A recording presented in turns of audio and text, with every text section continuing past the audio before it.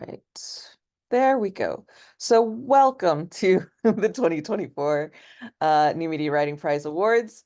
Um, we have had a wonderful year. We are just finishing up the 2-day Unconference that is associated with the New Media Writing Prize, and that helps to fund one of the categories, which is new this year, which is interactive digital narrative for social good, which is very exciting. So we will award that for the first time this evening. Um, just looking at some of the numbers for the New Media Writing Prize this year, we had a bumper crop of entries, 194 entries. And that's not the raw number of like everyone who filled in the form, but only had a Google Doc to submit. This is 194 genuine interactive works that were entered into the competition this year. And it required us to come up with a new judging system because there were so many just fantastic works from around the world. And indeed, works from 45 countries. And remember, this prize, we specified that the work be in English. So that we've had work from 45 countries around the world is I'm just thrilled to bits with that. We've got 5 prize categories this year in our 14th year.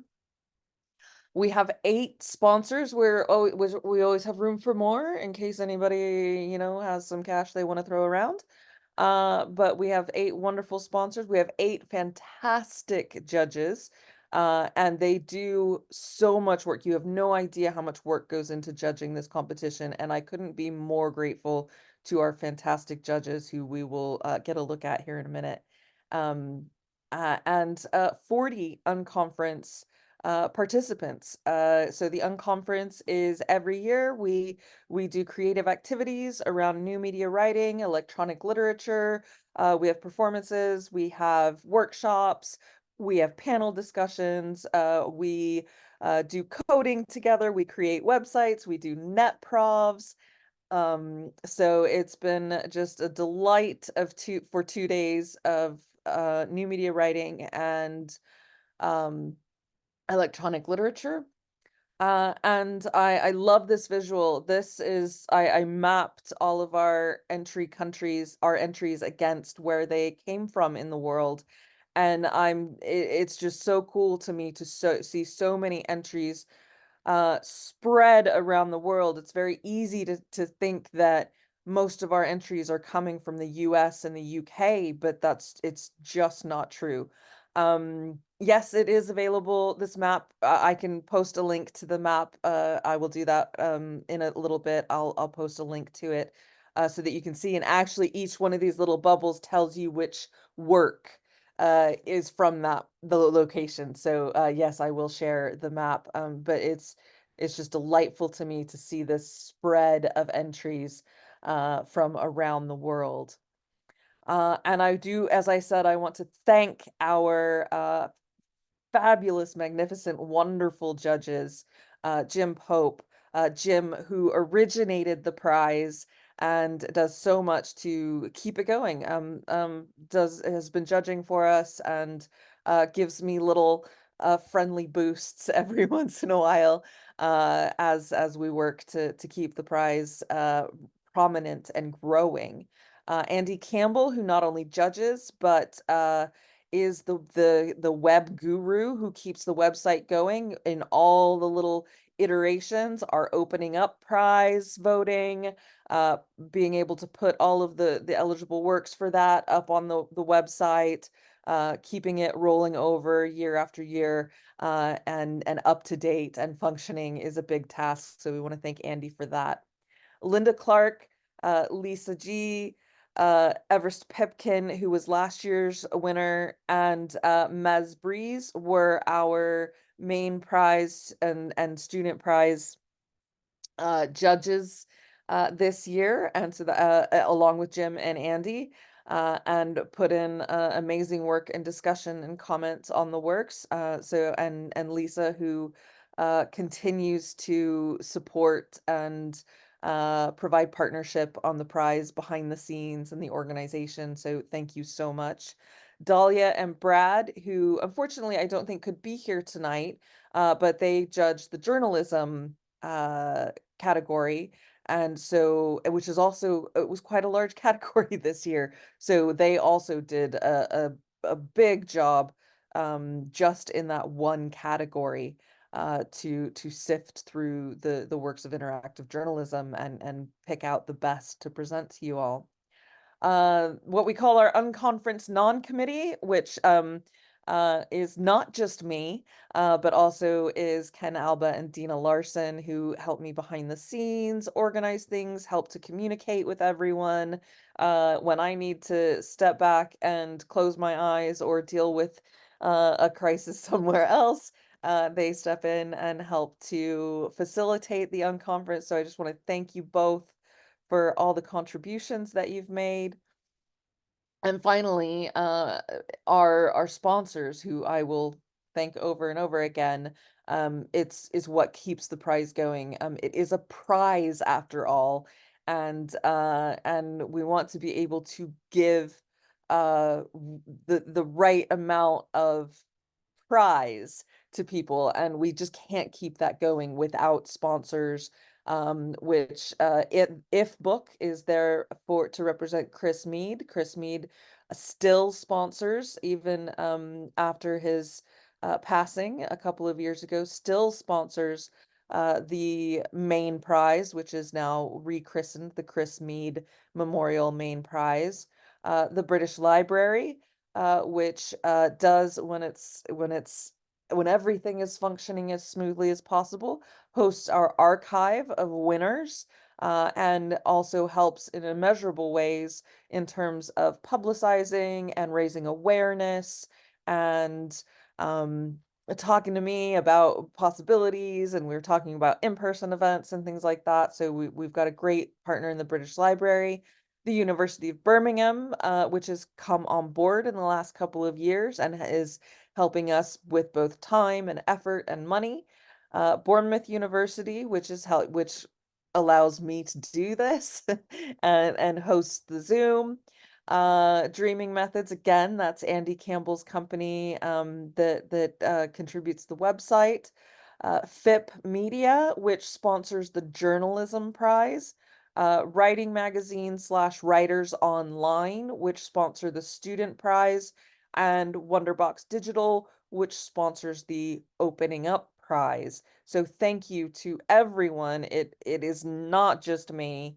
It is so many people make this prize happen. So I want to thank everyone who contributes to this. Next, and without further ado, I would like to introduce Anastasia Salter, Professor Anastasia Salter from the University of Central Florida, who is going to talk about the Botaclypse. I've practiced saying it now. Nope, I still don't think I'm getting it right. But electronic literature in the age of AI. And so I'm going to stop sharing now and turn over to them so that we can have this fantastic keynote from Anastasia. Take it away. Thank you. And I'm just so thrilled, but also not at all surprised to hear about the number of submissions and just the vast kind of range of countries and communities who are interested in electronic literature right now, because I think we're in a moment where electronic literature is incredibly important.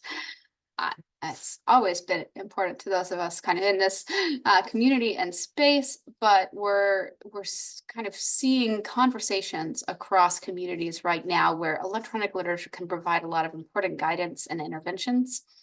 And that's kind of what I'm going to focus on right now, because you might have noticed that your campuses, institutions, communities are all obsessed with chatbots.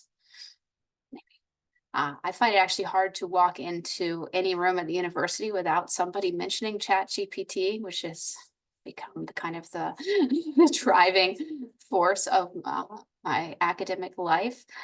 And it's fascinating, of course, to see people in this moment of discovery, but it's also really helpful to kind of take a step back and think about how electronic literature has already been here for quite a long time and has a lot to offer as generative AI is going rather rapidly mainstream.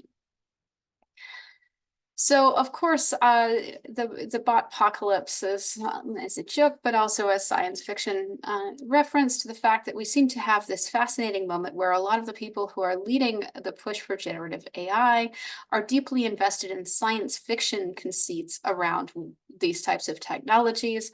And in turn, all of the kind of op-eds trying to interpret what our AI future is going to look like are similarly invested in science fiction. And that kind of type of work is not actually the kind of the literature that I would hope could kind of help guide this type of conversation, because of course we've had the real versions of chatbots and our own kind of responses to them for quite a long time. And there are many kind of rhetorical moves being made right now around the conversation around generative AI that are really not so different from the conversations we've had around bots forever. And of course, it's particularly fascinating and troubling to watch how we've gone from Eliza to now, of course, OpenAI's version of her in a way that has continued to demonstrate kind of some of the most fundamental misogyny at work in tech design choices and interfaces. Whereas when we think about bots in the context of electronic literature, I think there's kind of a lot more that we have to offer conversationally here that is grounded in feminist and social justice oriented work, but also literary play that speaks to what generative text can be. And so in kind of the Electronic Literature Collection Volume 3, it was very important to those of us on that editorial board to have a whole collection of bots. And it's worth noting that just as OpenAI and chatbots have taken off in the imagination, nearly all of these bots are dead.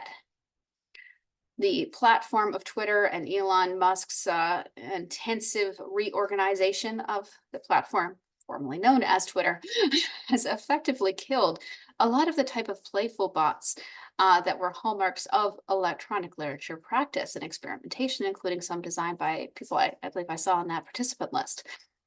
And that loss of control of the technology is exactly what troubles me most about the move towards the ChatGPT type bot interfaces, which, unlike these bots, we cannot access at the level of code, and we lack a lot of meaningful control over, which is creating some of the fear and lack of understanding of their. So I mentioned kind of the Siri Alexa joke, but it's also particularly important to note how that history is playing out with regards to gender and technology, which will be one of the main themes of this kind of call to action, because feminist work in electronic literature particularly has offered lots of ways to critique and think about these systems.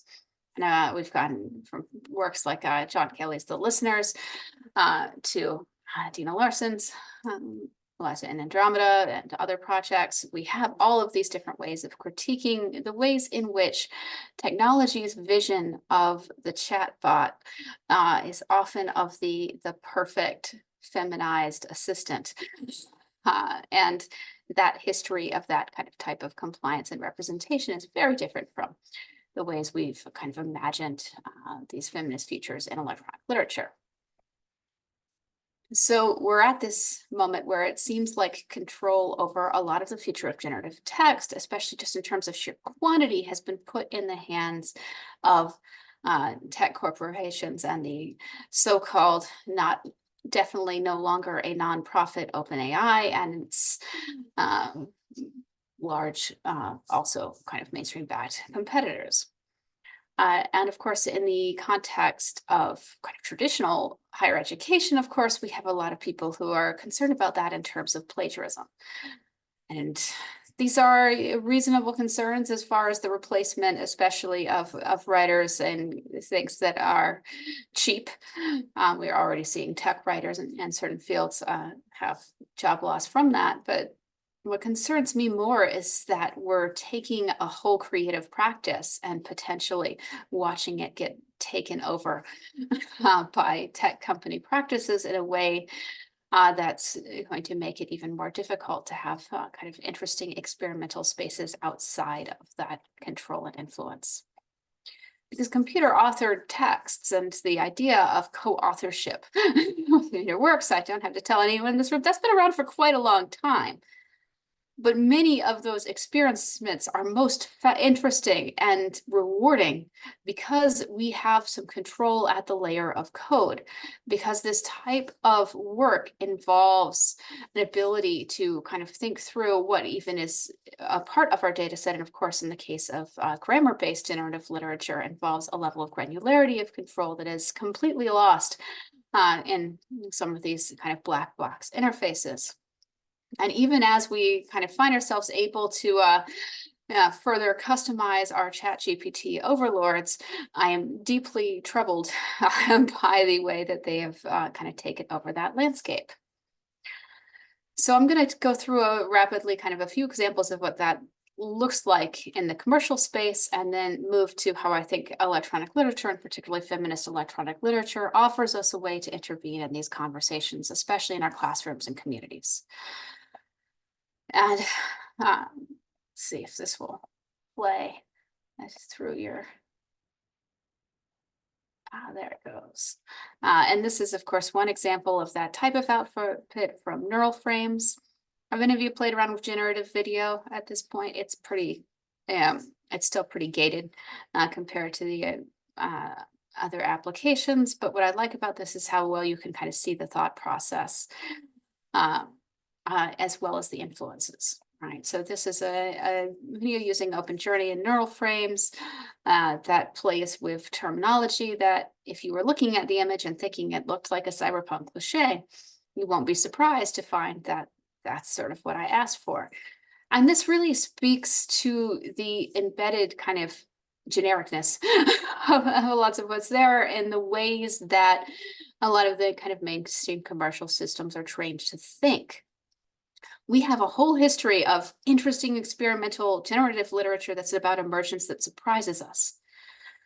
But what's gone mainstream is the most predictable type of generation, where the reference are so plainly worn on their sleeves that even though we know that that's not exactly how those models work, and avoiding the whole technical jargon for this short provocation, we can see these trajectories of influence. And there's so much of what being produced right now that is familiar and ways that are deeply disappointing when we think about the history of computational creativity as being about trying to move to something new and unexpected, something that we would not have so readily authored. And instead, we find ourselves in this early pattern where so much is being defined by imitation. And this is the neural frames. Here, just tell us what you want. What you're really looking for is a video in the style of Wes Anderson, right? And the transparency of this type of training and this type of imitation is so different from the types of play with language we see in works like Mark Sample's experiments with Moby Dick, or Nick Montfort and Stephanie Strickland, bringing together authors whose styles are apparently disparate to create something new and see and far between, right? This is the most dull sort of interface level implementation we could kind of hope for of the types of experimentation that have been a part of the history of both electronic literature and new media art for some time. And we can kind of see this collapse across any of these genres and spaces. Here's my bad Vivaldi.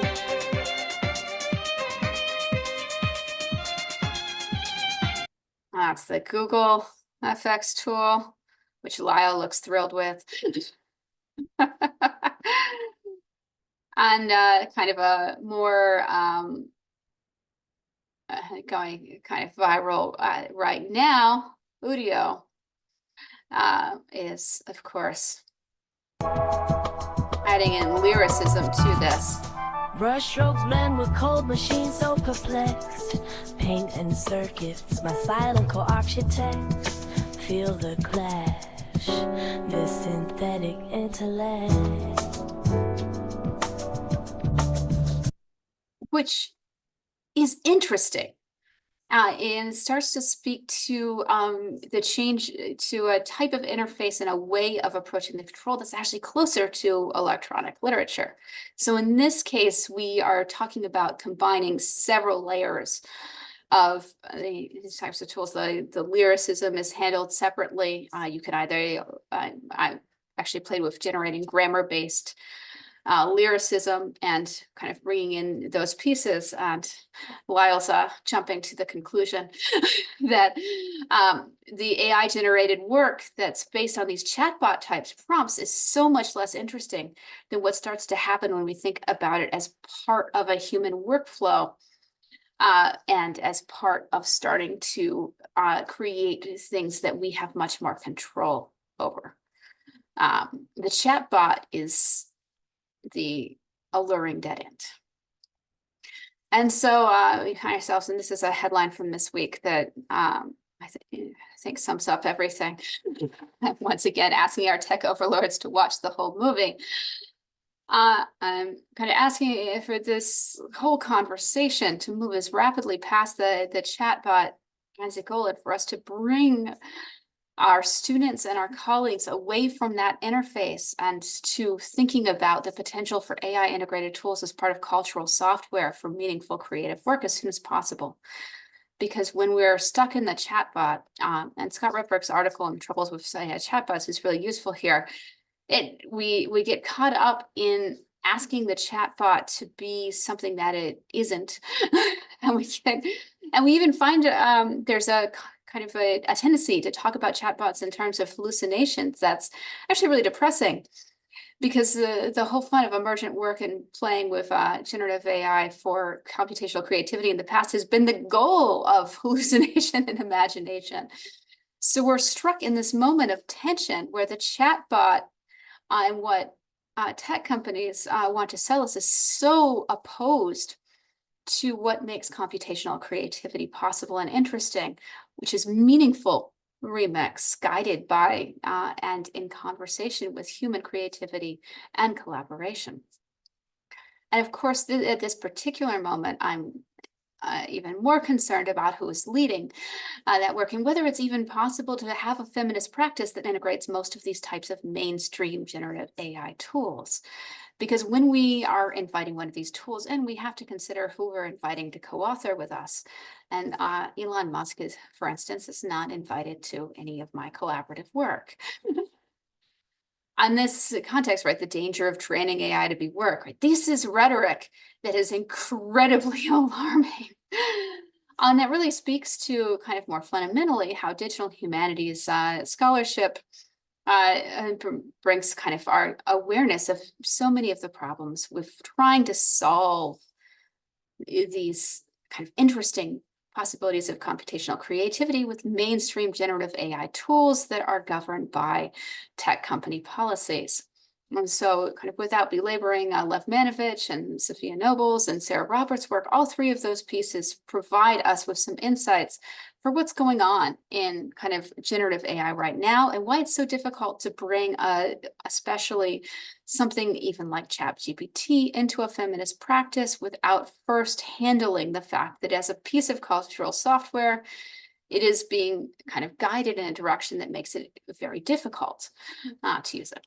So what does that kind of leave us with? Well, it leaves us with the need for a meaningful feminist cyborg authorship that involves more of communities like this one taking control over our tools, thinking about the data sets, and as Florence points out, thinking about the ways in which we can make AI-generated work more interesting by allowing ourselves to play with the alternatives that are still awkward, by embracing that and bringing it into our authorship.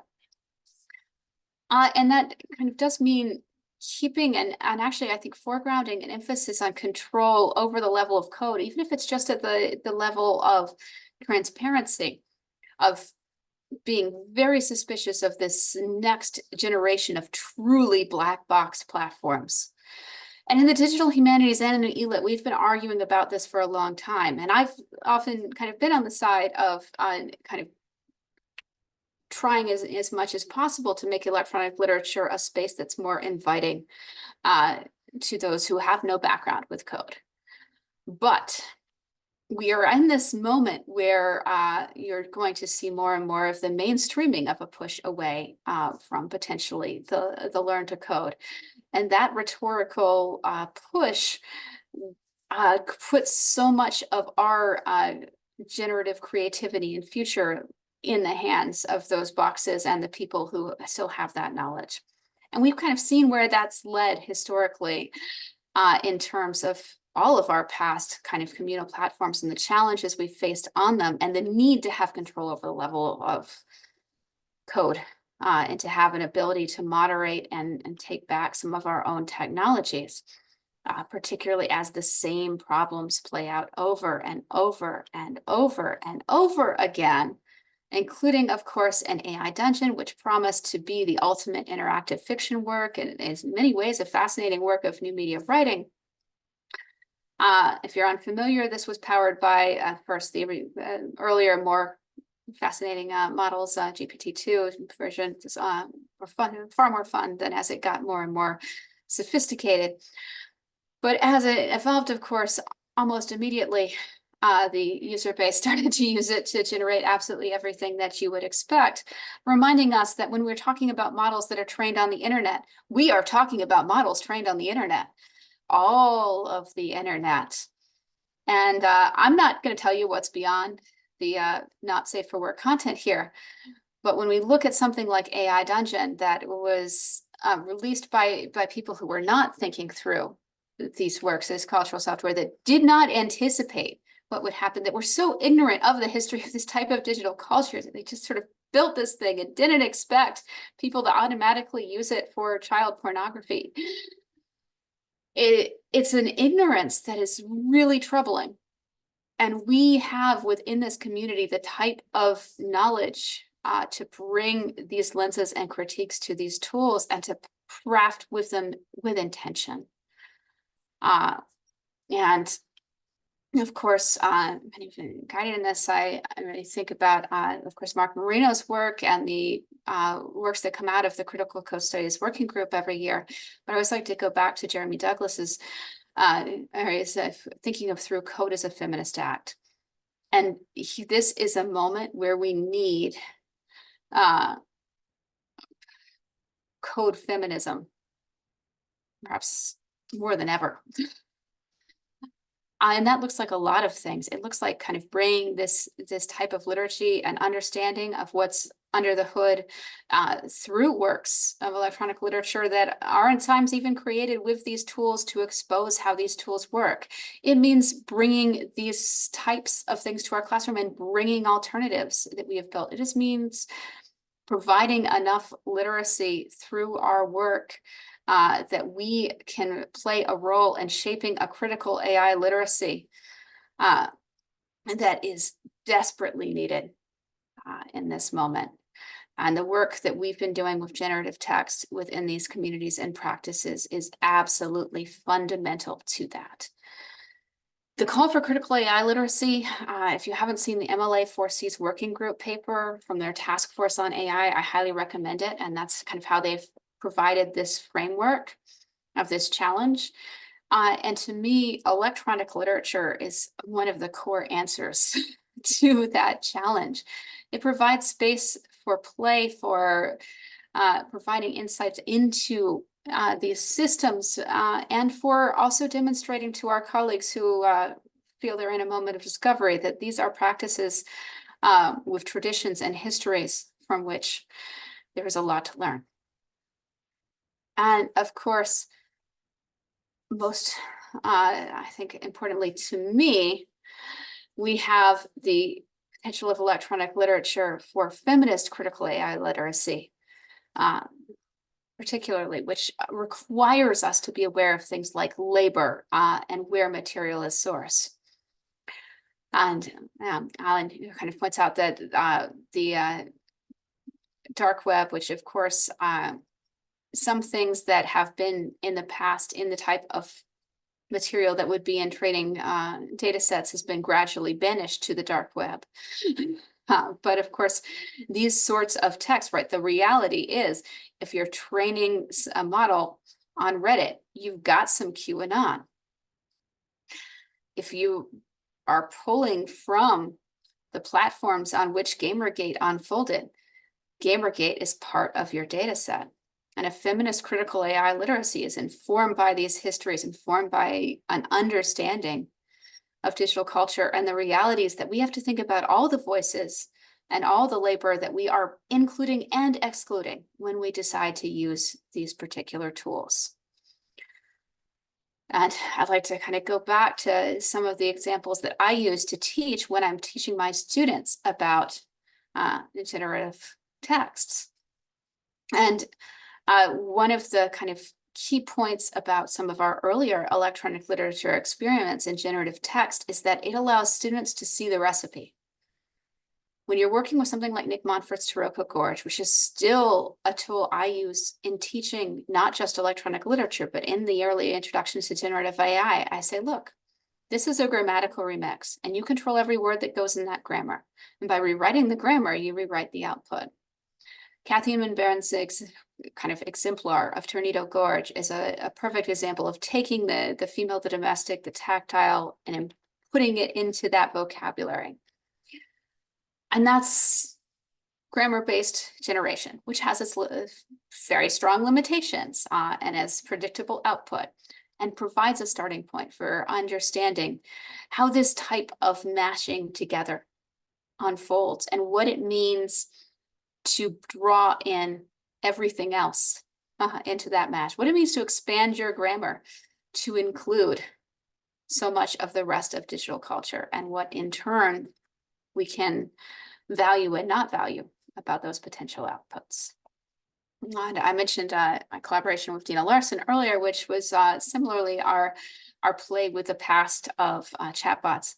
Entertainingly, when I tried to post a screenshot of this on Blue Sky, it was also flagged as sexual immediately and would not display, which is a reminder of how algorithmic moderation also often is not particularly well trained for feminist intent and has a flattening impact on the content it perceives in ways that can erase all sorts of voices and challenges. So as we kind of move forward through the next, especially the next few years, we're going to be seeing more and more of these mainstream models integrated into any tool we use for creative work. Unity, of course, has already attracted a lot of notoriety and well-warranted suspicion for its handling of labor. And if we kind of look at the AI integrations on that platform, which remains one of the main platforms where we teach VR and game making in general, that integration is likely to be done in ways that are going to require a lot of unpacking. Game Maker is engaged in the same sort of AI integration and remaking. And of course, Microsoft is leading the charge with AI integration that is probably happening on your desktop right now. And in these moments, we have lots of groups of laborers speaking out about the ways in which their labor has been taken advantage of and threatens to be replaced or marginalized by some of these tools. And it is kind of the responsibility of those of us who are particularly engaged in feminist electronic literature or electronic literature with any intention of social justice to be cognizant of that, especially as the allure of rapid prototyping becomes kind of integrated into each of these software packages, often with no transparency about how the tool was made and whose voice was literally perhaps reused in that making. And the Fair Voices campaign, kind of speaking into Alan's question about how this can be taught, is a great example of some of the governing principles that should govern any way we bring technology into our classes and our art and our practice. And thinking about consent the level of control people have had over their work, the history of compensation of communities, and fundamentally what it means to select any particular tool and integrate it into our cyborg author selves. That integration has to be done with intentionality and awareness, especially as those tools will only get more and more alluring and unrecognizable. So I started kind of with the metaphors of science fiction. I want to return to it for a moment, kind of as a reminder that the people leading some of this charge have demonstrated over and over again an incredible willingness to co-opt our output and our stories with no understanding of those stories. They did not watch the whole movie and they did not read the whole book. Yeah. Lyle's expression is absolutely priceless for this particular moment of grok, which and this gets even worse because this is layered, right? Some of you might be familiar with the word grok, which does not come from Hitchhiker's Guide to the Galaxy, and instead has its roots in much more conservative science fiction. And of course, then when you get to this idea that Hitchhiker's Guide to the Galaxy forms the model for an AI, and notice, of course, that this is from Elon Musk's anti-woke AI team. Yes, yes, the layers of we are indeed strangers in a strange land once we've got into this space. But it's also a reminder of how much the works we've produced in new media matter, because the bot-like interface of parser-based interactive fiction is absolutely playing a role in this inspiration and this history. And that parser-based history in turn has led to all of these platforms and experiments that have been designed to invite authors into control of the procedural layers of their work to craft experiences that in turn can provide their own commentary on this moment. And as we watch the fights over what's ethical play out in the technology sphere, I am much less interested in what's ethical according to any of these corporations than I am in how we as communities of creators can do everything we can to bring a values-oriented lens to the tools we use and what we construct going forward. Thank you.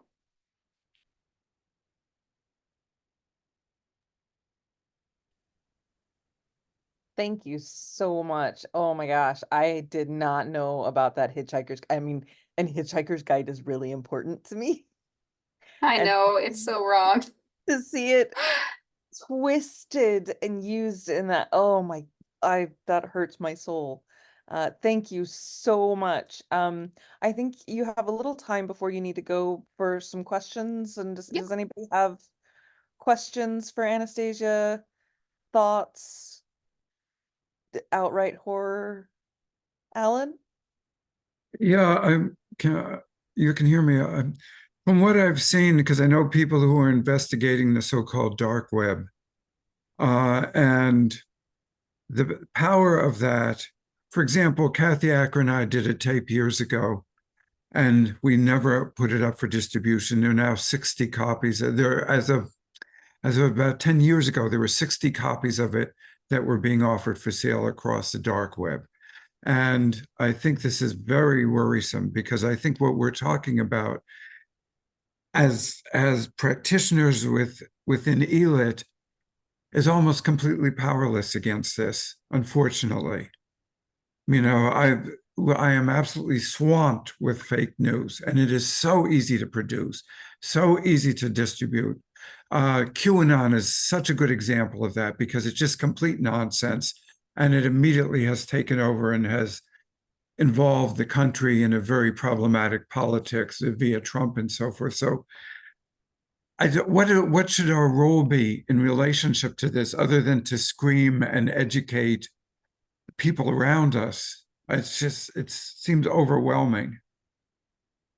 Screaming and educating is a good start.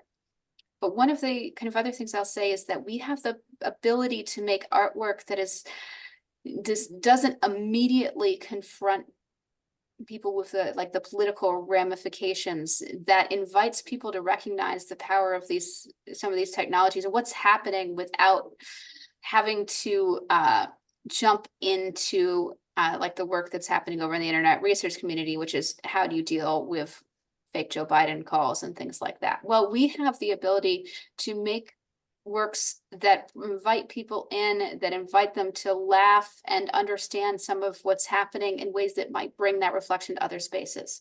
So for instance, when I teach workshops for my faculty and students at UCF, I have, with the dean's permission, created a deep fake voice model off of and video output. And so I'm taking something that is a technology that's very associated with misinformation in the dark web. I'm making it playful. I'm using it as part of letting them write a hypertext narrative where we insert the dean guiding the university towards new policies. We're doing things that are using these tools in a way that creates a lot more awareness and understanding of their capacities and limitations, and helps people recognize what they're being confronted with in other spaces. And the more we can have electronic literature works that use generative materials in ways that do speak to the fiction of it all, I think that also helps with kind of moving people away from the relationship they're rapidly developing of dependency with bots, and at least inviting them to rethink it. And I'm trying not to go just to doom and gloom and say that at the very least, it's worth work doing. I wonder if there's any possibility of you, for example, writing an article for, I don't know, The Atlantic or something like that, because we're a an incredibly tiny minority, who we think we're right-thinking people, obviously, but we've got the word's got to get out. It's got to go beyond ELO if it's going to make any difference at all. Yeah, I think we all have to try that through whatever venues we can. I mean, the other thing that we don't want to do is have a repeat of the moral panic for the death of the book, which held us back quite a bit as we, when we emerged into mainstream, it was as the killer of culture and the killer of art, and we all know that that's, to use a phrase, bollocks. But so yeah, I think that that it's interesting to see how things, it's hard to predict how things will be taken in the mainstream. I like Florence has a comment in the chat saying that it strikes me the point about AI being designed to generate the most generic and referential results possible. Says it strikes me that this is the inevitable result of the media culture we are in right now. Even without AI, we're living in an age of endless reboots and sequels, and would love to hear any thoughts on that front. Well, I mean, putting on my cultural studies hat, we're in the age of endless reboots and sequels. I mean, not really any more than we ever are, but to slightly more intention for two reasons. One is that the way internet culture circulates old material as memes keeps things relevant longer, hooks new generations on things to the point where they're invested in reunions. So it's actually kind of internet culture that has all of these materials in it has played a role. The fact that your students are using GIFs from Friends makes it more likely they're going to reboot Friends, those sorts of things. So some of that is actually more kind of deeply embedded in the affordances of new media itself. And then in turn, we've put all of that reference material into the training data sets for AI. So we're going to get it back out. It's going to look for those things. And that's where there's, I think, kind of to speak to the death of the book, part of this, right? It's really important for us as a community that's used generative AI and generative text forever and isn't going to stop, to point out that there are lots of ways to use these things creatively to produce new things and to model those practices and say, especially given that the results of a chatbot style interaction tend to be the most predictable. Right, what does it mean to go beyond that? Look at what Scott Repberg and Jason Nelson are starting to do, what Ann Sullivan's doing with generative AI. All right, all of these sorts of experiments are about pushing past the limitations of that type of interface, thinking about how we create something unexpected or remarkable with tools that are not perhaps at first inclined to do so. And so I think it's actually a really powerful position to be in compared to some of our colleagues, especially I'm in an English department. And when we brought up guidelines suggesting, best practices for bringing generative AI into the classrooms, a group tried to form the traditional writing committee and talked about how, they don't want any of this.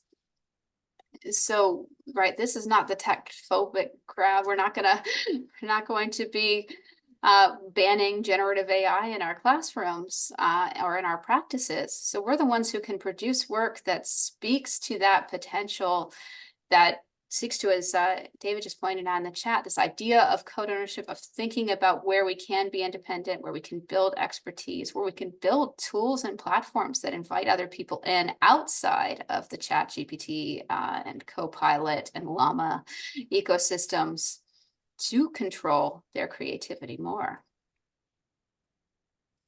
And yes, the environmental toll of AI, I've left out of this particular conversation, because once we start down that path, as I sit in the climate denial central of the US, it's just like, yeah, but we're all just going to die. So it's 97 last week here. We're going to have the worst hurricane season ever. I'm sure AI is helping. But there was a report on Microsoft's power use today, which Microsoft had made a commitment to go carbon neutral, which is they were still going to use offsets and things that don't actually work, but instead they are producing way more carbon, using way more electricity than they ever were, and it's because of generative AI. Yeah, and this is unfortunately is the problem with it going mainstream. Yeah, it's depressing when you start thinking. I mean, we flew more last year than we ever have before, and it's like you can't. We all know it, and yet we can't roll it back somehow. It's just seems beyond our grasp. Alan, you had another question? Yeah, one thing that I did that I learned a lot from was rewriting the ELIZA bot, which is a historic bot, but it's, I rewrote it into a position of an insane psychiatrist. And you can do that, and I did this years ago, but you can do that. Coding's pretty simple on it, and you can learn a lot about call and response and things like that by doing something like that. Yeah, that's actually the second assignment in my class too. We do Taroko Gorge, and then we do the ELIZA bot. That's great. Because it's such a powerful experience. Yeah. And it does make people notice patterns and also remember just how much we want to be convinced, which is a really helpful way for addressing people who are worried about the singularity instead of, say, the environmental impact of all of these servers, which is much more likely to cause an existential threat. But, these bots have been persuasive to people for a long time, and it's human nature. There's a reason why the first bots to really pass the Turing test well and consistently are bots that are intended to make people think that a woman is interested in them. And there's a reason why OpenAI can't seem to crack down on the number of girlfriend bots on its store, despite trying to keep them out of their custom GPT ecosystem. Right? People want to be fooled, and they want to believe what they see. It's a major challenge. That's wild. Wow. Yeah, I think it's so much stuff that it's hard to keep up with. I am interested in sort of the day when AI, when we get to like the Scotty in the one with the whales just picking up a mouse and going, computer, computer, hello, when we're just so used to AI and that it's just part of our life. The way a friend of mine, when Chat GPT and all this first came out, and everybody went AI, AI, oh my God, oh my God, oh my God, which I can, we're still kind of doing. And they were going wow over it. And I was kind of like, it just seems like it's another tool, right? And I was like, I couldn't get that excited about it. And I turned to a friend of mine who's in digital tech, and I said, do you feel the same way? And he said people were the same when Excel spreadsheets were invented, that it was going to change the world. Everyone was wow. And yeah, sure it did. But how many of us just love working with spreadsheets now? Okay, John and I excluded because we do weird stuff with them. But I still want to create a game in a Google Sheet. But it's just a tool now. And it'll be interesting to me once it all kind of settles down and it's really just we use it the same as we do a Google search or a, a spreadsheet.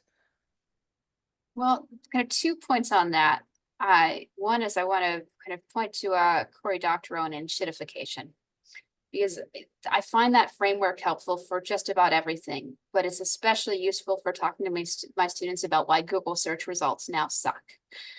And they do, right? And they were already bad before the AI summaries, and now they're worse. And we're seeing this across a lot of our kind of technology platforms. And of course, Matt Kirschenbaum has the notion of the text apocalypse, which is what happens when there's so much terribly written stuff out there that other things get trained on it. Yeah, so we have all these technologies that did work, and we're watching them become less and less usable. And that should raise some alarms. The journals that are both in creative and in academic fields that are having to shut down and rethink all of their practices because they don't know how to handle not just generated submissions, but also people using AI for do the peer review. So we've got robots reading robots and approving them and publishing scientific articles into databases that are then referenced and trusted. Right, so we have that playing out. So, well, I would say that, sure, this, like anything else, it's going to reach a point of being familiar. Well, so did Twitter, and Twitter still changed the world. Facebook played a role in genocide. Elections have fundamentally changed as a result of these platforms. And I like to pull Twitter as the example because that is a platform that we've really seen how the questions of control over a platform of that magnitude can fundamentally reshape culture. And so if nothing else, if we can kind of, at this moment, bring a level of scrutiny to the choices we and people around us are making in terms of which of these platforms become core to our own practices, systems, universities, then we have a shot to control some of those ramifications. Yeah, it definitely feels like we're on a spinning wheel that is rapidly spinning out of control technological in technological terms. It's always been hard to keep up, but even more so it's hard to understand all the ramifications. We had a session earlier today with Lisa G and Max, and I have another Max in my last name in my brain, so apologies, but on future visions, and there were some very optimistic future visions, and I think everybody's kind of shying away from the very complex visions that this level of computing is producing, because like we couldn't predict, we couldn't, Max Saunders, yes, thank you, Lisa. We couldn't predict the effects that Facebook and Twitter were going to have on, social revolutions and political events and things like that. And it's, I'm not sure that we have complex enough future vision theorization to imagine what's going to happen because of these new tools. I want to look back and look at what science fiction authors have thought about these things because they think about them a lot. I think it would be interesting. David, do you have a question? Actually, I just wanted to respond to what you were saying, Lyle, and in general, as someone who has worked in technology at the code level for many years, and I feel like as noteworthy as it would be to try to keep up with everything, I think we're dealing with scales that are just beyond human capacity when you come to technology and the complexity. And that all I'm trying to say is I think one way to not lose your mind is to stay as focused as possible on a specific intention that, you know, as a creative you would bring to, as I would bring to, like, you know, what am I trying to do? And then you find the technology instead of, you know, it moves so fast, it's impossible. No one really, anyone can really keep up with it. It's just too much. That's all I wanted to say. Trying to, you know, being focused is very helpful, and, you know, narrow focus maybe even. Absolutely. I'm aware, Anastasia, that you need to go to another.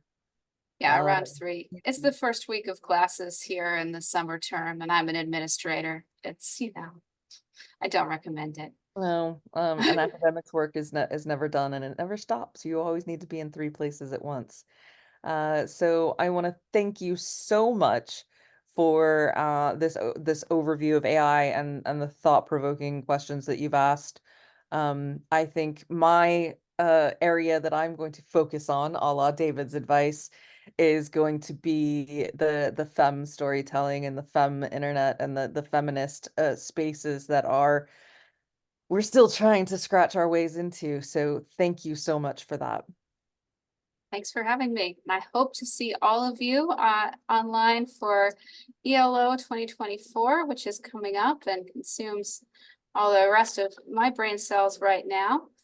And of course, registration is now open and registration is free. So I will just drop that in the chat. All it requires is an ELO membership.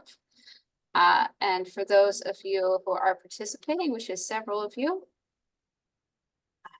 look forward to talking to you more about your work and seeing you soon. Brilliant. Thank you so much, Anastasia.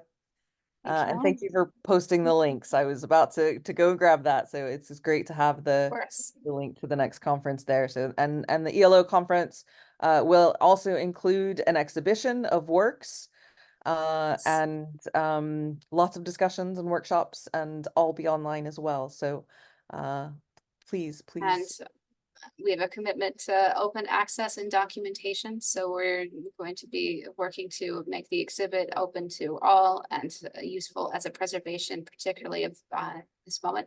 There are lots of fantastic works engaging with generative AI in ways that can support this conversation. Several that I know I'll be teaching in the future. So I look forward to sharing them with everyone. Thank you so much. All right, I did see that there was a question about the from someone about the, and now I'm missing it in the chat. The timing of the awards ceremony. So we should be finished within the next hour. This is not the Oscars. I am not going to take 3 hours to do this. And we generally start with our student awards. I believe we go from student awards to opening up to social good to journalism and then the main prize. So I am going to pull up my lovely slideshow yet again so that we can progress to, it kind of is the Oscars of ELIT. Yes, but I will not play you off, I promise. And also I will not tell terrible jokes. So yes, we are going to start with the 2024 Student Prize nominees, or shortlist as it were. Obviously, there were many nominees as entries came in. but we have narrowed it down to a short list to highlight of honorable mentions and the eventual winner. So the first on our list of shortlisted student works is An Undecided Fate from Drew Ott, and which is an admirable work, a lovely work, and there's a raw feeling to it, feeling to the writing that the judges appreciated. The next shortlisted candidate in this category, in the student prize category, is Polterkicks. And the judges said that this one was really caught their attention, really drew them in, really connected to them. And so this was Polterkicks from Emma Husa. And apologies if I mispronounce anyone's name. Feel free to correct me in the chat. I can see it. So that is our second nomination on the short list for the student prize. The next work that was on the short list is Words So Much Like Ivy from Chris Pang, which is and actually all of these you can see on the opening up page. The voting obviously has closed for the opening up prize, but if you go to the website, the New Media Writing Prize website, you can still access the works that were open for voting for the opening up prize. And Words So Much Like Ivy is certainly there to review. The next shortlisted work in the student prize is Meow Memoir, which is sort of gives a perspective. It's from the perspective of the cat, that it offers an interesting cat-like human perspective that packs a bit of a punch. The next and that is from Brenna Hosu. Again, apologies if I'm mispronouncing anyone's names. The next work on our short list for the student prize is What Remains by Vigard Fotland. Kind of a mysterious work here. So again, you can visit these works on the opening up page of the New Media Writing Prize website. And the final nominee or shortlisted work in this category is the inventively delivered I Dreamt of Something Lost from Florence Walker. And the winner is, I'll give you a little drum roll of the Writers Online Writing Magazine Student Prize for Writing, New Media Writing for 2024 is Polterkicks from Emma Husa. Congratulations, Emma. Emma, are you here? Are you able to say a little something? Hey, oh, can you hear me? Yes, we can hear you. Oh, well, thank you. I did not expect that. Well, I just want to say thank you to my friend Vigard, who made the music for the project. Thank you. No worries at all. You don't have to have amazing winner speeches. I understand that sometimes it's surprising. So congratulations to you, Emma, and also to Vigard, and to all of the nominees in the student prize category.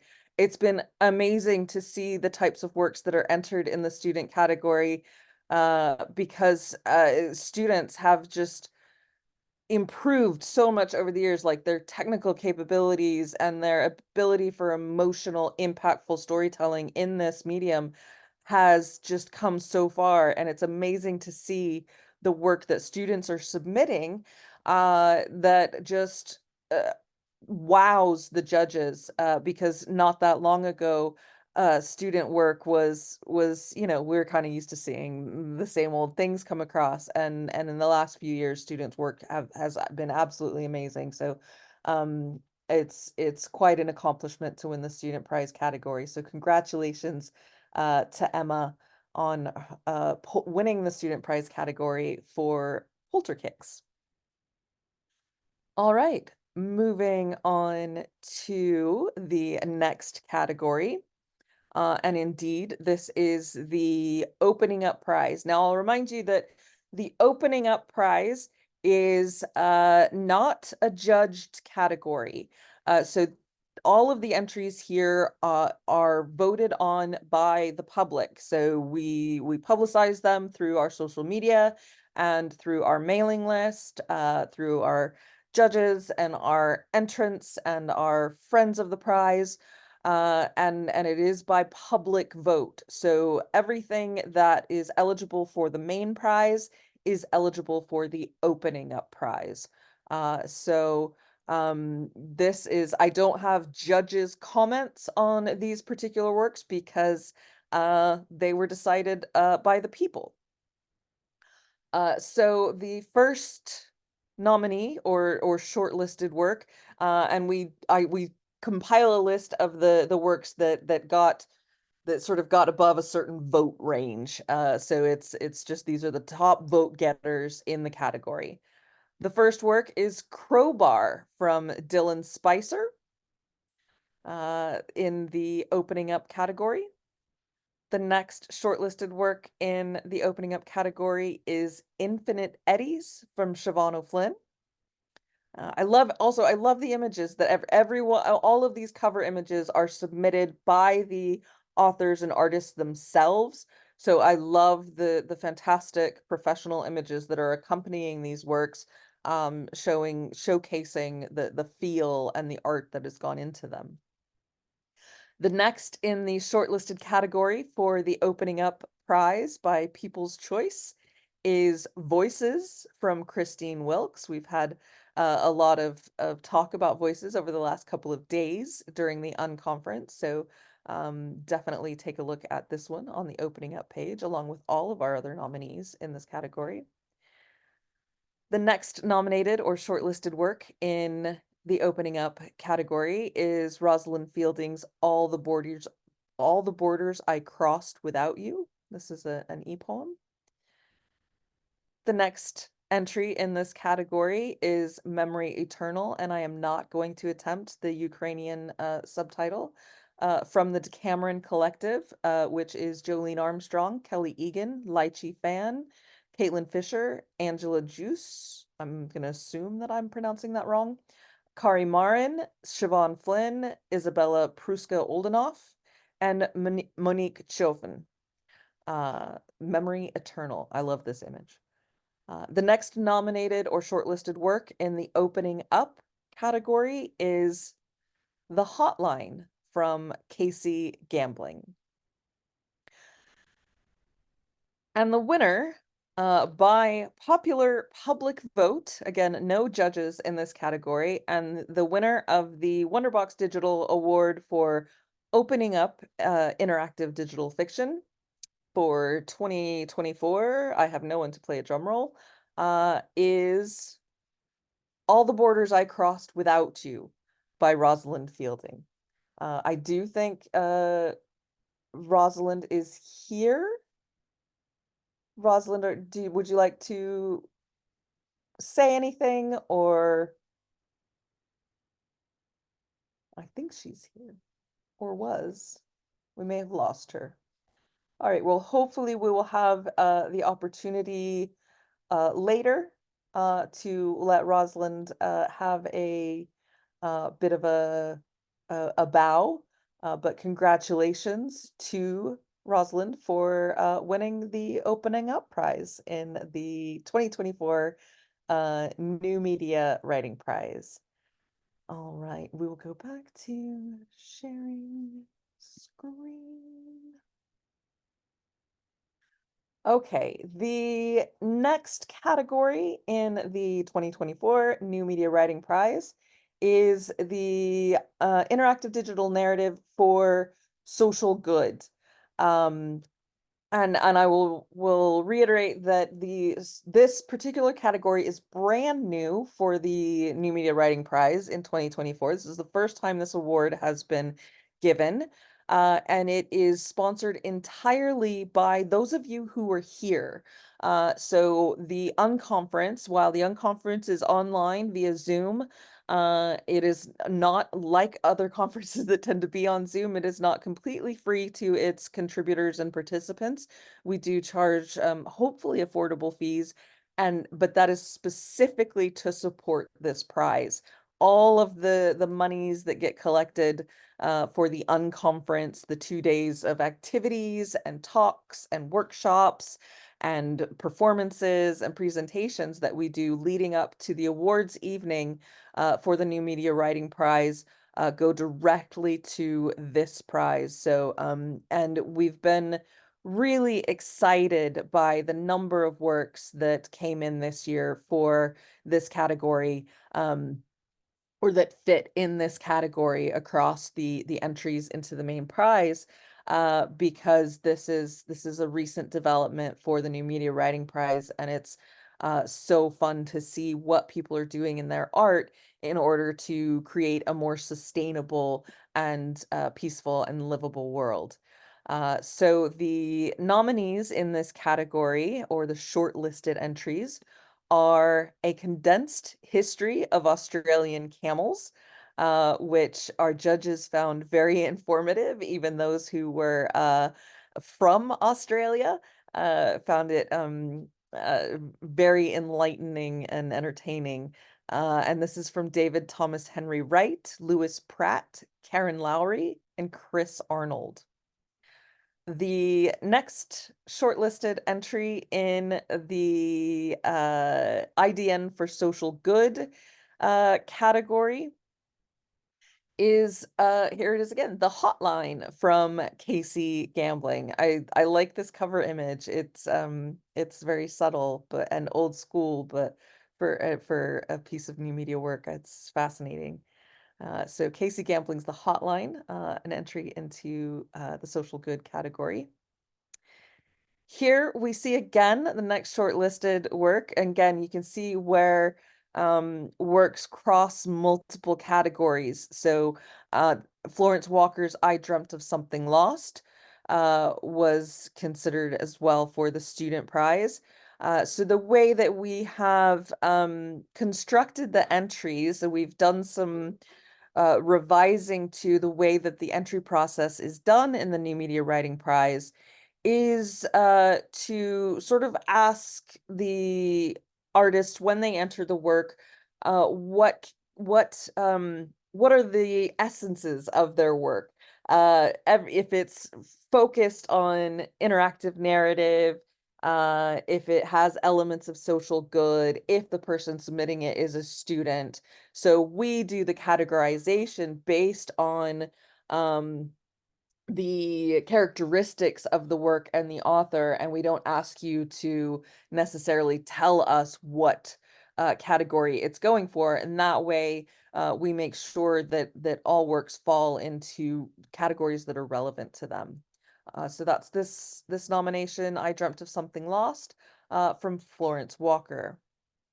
We're going to see another repeat here again. Christine Wilkes' Voices, which we know was created as part of the Writing New Body Worlds project, thinking about body image and how comfortable we all are in our own selves and the embodiment of our personages. The next shortlisted work in this category of social good is Muscled Out from Dolly Church, which judges found a little bit strange and trippy, but a beautiful and a lovely overall aesthetic. And the next entry or nomination in this category of social good is Tree Person from Talita Bettinelli, which we actually got a look at this during the Unconference. We did a little tour through a random sampling of works on the opening up page during a gap in the Unconference yesterday, and had a look at this, and it is quite a lovely piece of art, and the interactivity works quite well.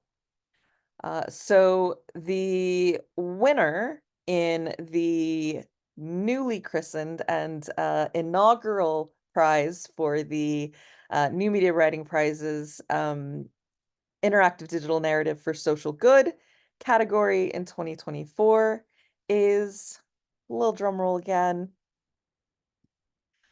Muscled Out from Dolly Church. Dolly, is Dolly here? Hello. Yes, I am.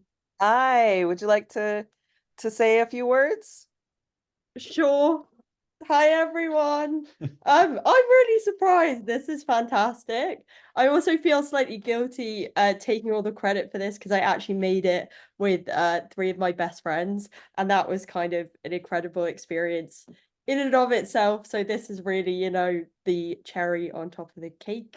So yeah, thank you so much. This has been a wonderful evening, and yeah, I'm just completely thrilled and completely surprised and excited to report back. So yeah, I'm glad that you liked it. Brilliant. Yes, thank you so much for your submission. Yeah, it was something that was outside the box that I think really our judges really responded to. So thank you for this. Fantastic. Here I go back to sharing screen. Okay. The next category in our march toward the main prize category is the journalism prize, and this category is sponsored by FIPP Media, and it's always a hard chore to separate out interactive journalism because there's almost no journalism nowadays that isn't digital, that isn't online. And so, we know that Anastasia was talking about how platforms like Twitter and Facebook have changed the world. And we know that and that's been through citizen journalism and a lot of these other many to many or citizen to citizen effects. And so we do get an overwhelming number of entries in this category because so much journalism is, by its nature, interactive or digital in some way.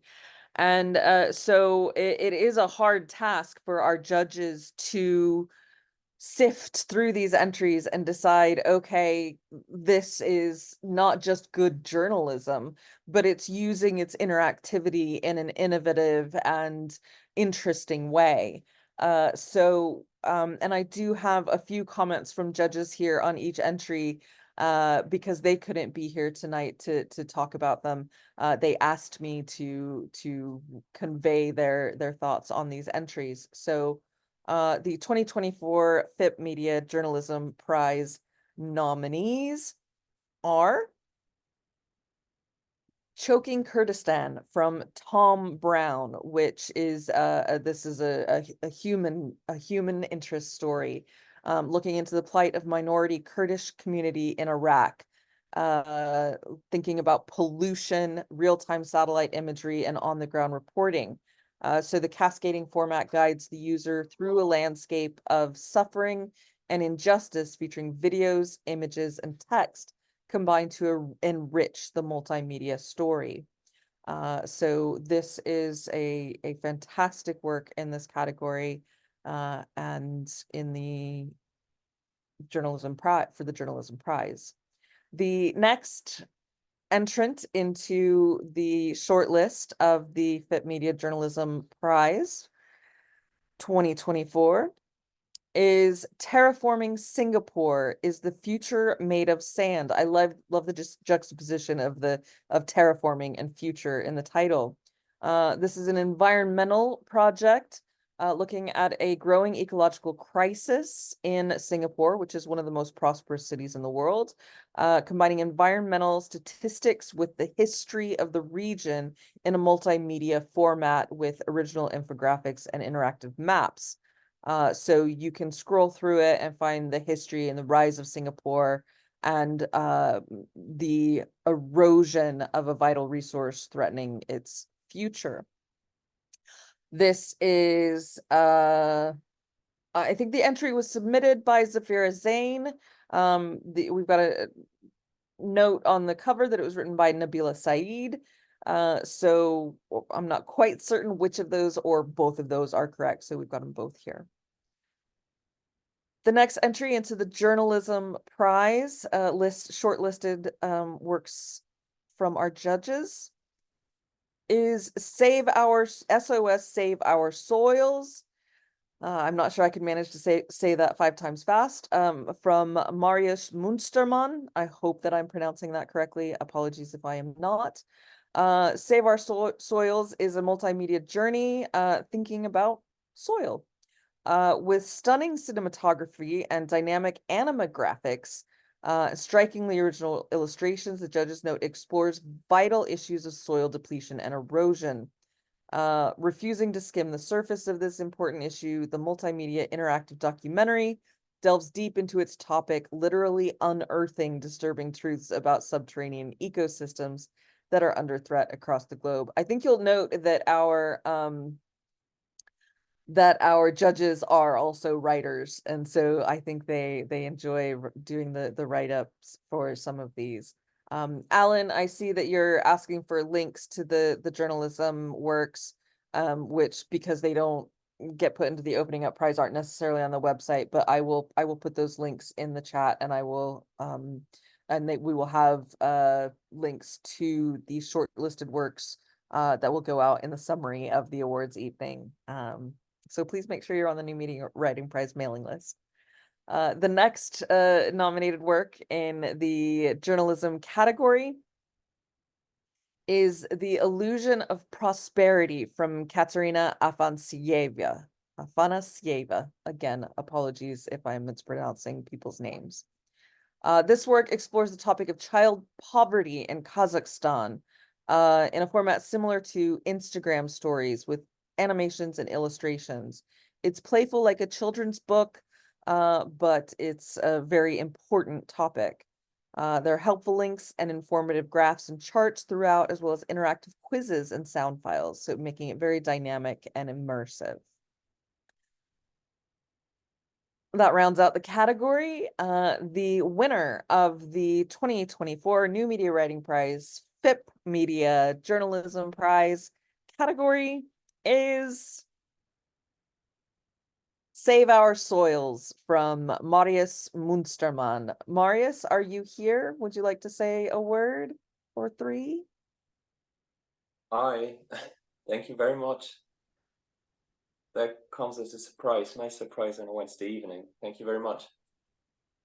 Absolutely. Thank you for submitting the work, and we will definitely share links through the mailing list, and our shortlisted works are also archived with their links on the site as well, so they will be available on the New Media Writing Prize site. Thanks so much, Marius. All right, sharing screen again for our final category. All right, this is it. This is what you have been waiting for, although I think all of the categories are pretty fantastic and phenomenal. But this is the 2024 Chris Meade Memorial Main Prize. This is awarded to what our judges consider the best submitted entry in new media writing for the year. So we have again, we had so many entries to go through and to look at, and our judges were delighted. And I haven't gotten to view all of the entries yet, but I was just amazed when we did our little tour of entries yesterday at the fantastic work that is going into these, and still what a wide variety of work, of perspectives, of platforms, of approaches to this topic or art of new media writing. And so I hope that everyone will go and check these works out and add them to teaching lists and your reading lists and your talking lists. Maybe we should do an ELIT book club, I think, an ELIT club. I mean, we do have the salons. I'm getting away from myself. All right. The shortlisted works in the Chris Meade Memorial Main Prize are Infinite Eddies from Siobhan O'Flynn. Judges found this a lovely meditation on presence and absence, grief and memory. and that though there's that AI generated stamp all over that we can kind of see in this image, is still very clever. Being able to do use this AI generated work with true emotional resonance was unexpected. So judges responded quite well to Infinite Eddies from Siobhan O'Flynn. The next nominee in the category for Chris Meade Memorial Main Prize is, again, muscled out from Dolly Church.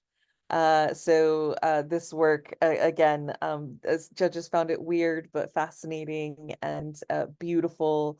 You've seen Dolly has credited her her team in the chat, so please do have a look at that. It's a wonderful work, so thank you, Dolly, for submitting it. The next entry on the short list for the Chris Meade Memorial Main Prize, the one we've seen before, is a condensed history of Australian camels from David Thomas Henry Wright, Lewis Pratt, Karen Lowry, and Chris Arnold. I've given your judges blurb on this, but they found it to be a fabulous site, presenting its contents with varying kinds of interactivity, and that it's a lovely, innovative approach to an archive or historical documentation. So there's more than one way to create history, as it were. The next shortlisted candidate for the Chris Meade Memorial Main Prize is, again, Florence Walker's I Dreamt of Something Lost. Judges really, really did respond well to this, calling it clever and captivating, a great story, inventively delivered, well executed and realized, and noted that they love a good playlist. And so there were just effusive praise for I Dreamt of Something Lost. The next entrant into the shortlisted works for the Chris Meade Memorial Main Prize is The Hotline from Casey Gambling. And again, this is also a work of social good. So it's addressing topics that are important and heartfelt and emotional. And so the judges wanted to see it recognized for its worth. The next shortlisted entry into the Chris Meade Memorial Main Prize is Christine Wilkes' Voices. So we've seen this in the social good category as well, and the opening up prize, because it speaks to a lot of people on an important topic and it's very well designed. And I know that Christine coded it from the ground up and has been working on this for some time. So congrats to Christine for being shortlisted. The next shortlisted work in the category for the Chris Meade Memorial Main Prize is Kanji, which from Rebecca Chui, which judges called beautiful, gorgeous, evocative, meditative. They felt it was really well constructed and executed, and refreshingly minimalist. And I think that is there's an art form to minimalism for sure, and still being able to be evocative and meditative and feel an emotional connection to the work. So congratulations to Rebecca for being shortlisted. The next entry in the nominated shortlist for the Chris Meade Memorial Main Prize is Elle and the Empress of Sand from John Stone, which judges found had a very good, solid poetic intent, very truly great work with an interesting format and mechanics. So congrats to John on being nominated on the shortlist for the Chris Meade Memorial Main Prize.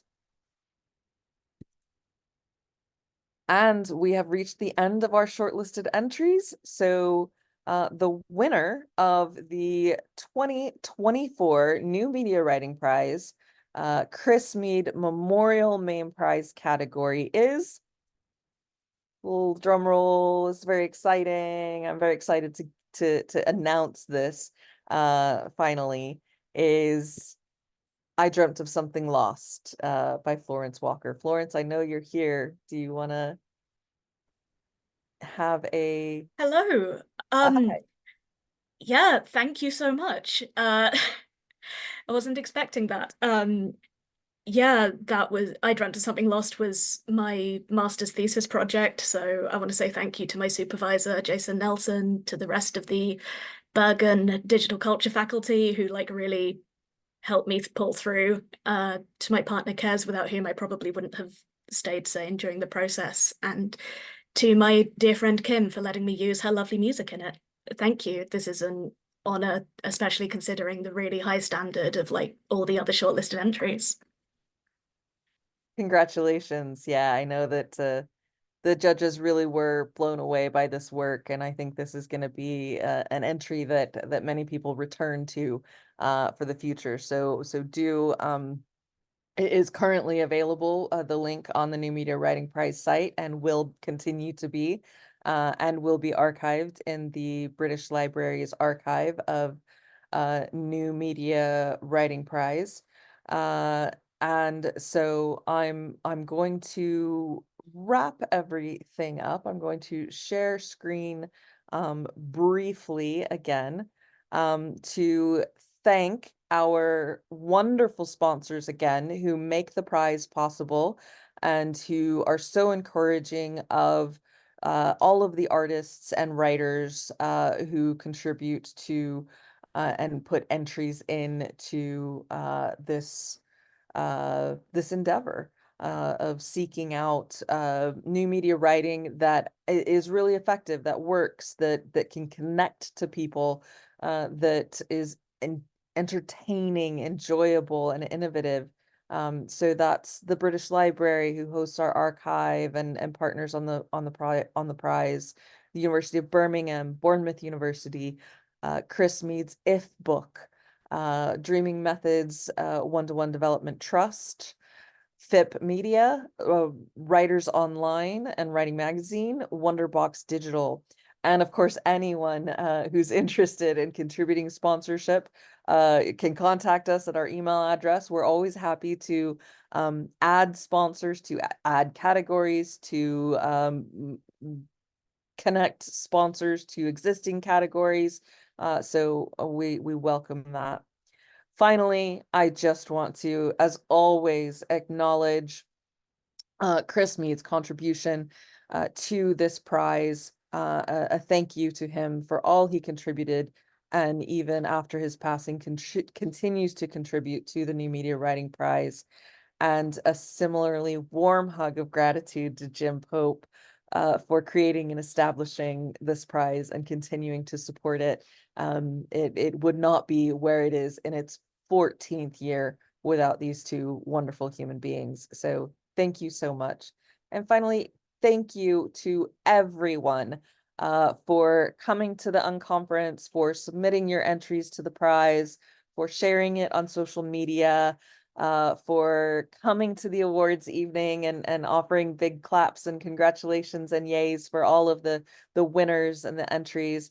And thank you to Anastasia Salter for a fascinating and thought-provoking keynote. And I am happy for anyone, if they want to say a word about the entrance, if any of the judges who are present want to say anything. We we'll definitely be putting the journalism links up on the website. Apologies for that. As I said, I got slightly overwhelmed this year. Lisa? Just to say thank you to you, really. I don't think there's much to add to all the amazing stuff you said about the entrance. Huge congratulations to everyone, and a huge thank you to you.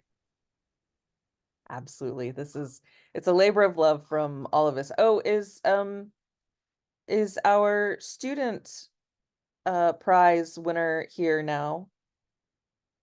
Is that what I'm seeing in the chat?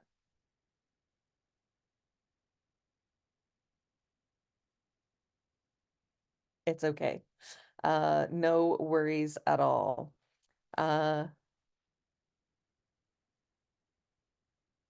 I had the student prize as Rosalind Fielding, if the username in Zoom is Cernil?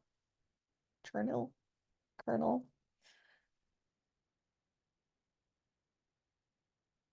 Semil?